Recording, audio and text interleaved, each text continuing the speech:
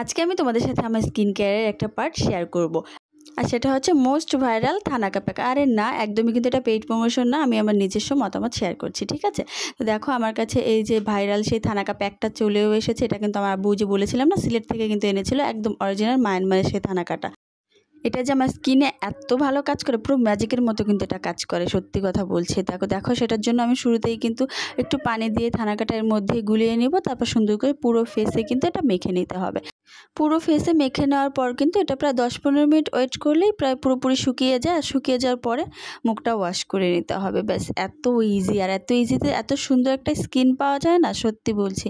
না দেখলে তোমরা না ইউজ করলে বিশ্বাস করবে না।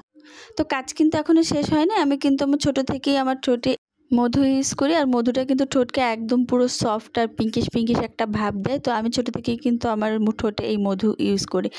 আর দেখো তারপর কিন্তু আমি মুখটা পুরোপুরি ধুয়ে নিচ্ছি। ধুয়ে নেওয়ার জন্য আমি চলেও এসেছি বেসিনে, আর ধুয়ে নিচ্ছি মুখটা, ঠিক আছে? আর ধুয়ে নেওয়ার পর এবার তো চলো তোমাদেরকে জাদু দেখাবো। মুছে নেওয়ার পর স্কিন, তোমরা আগের স্কিনটা আর এখনকার স্কিনটা টেনে দেখতে পারো কিন্তু কতটা গ্লো করছে। দেখো জাদুই কিন্তু বলা যায়, তাই না? চলো টাটা, তোমরা ইউজ করে দেখতে পারো।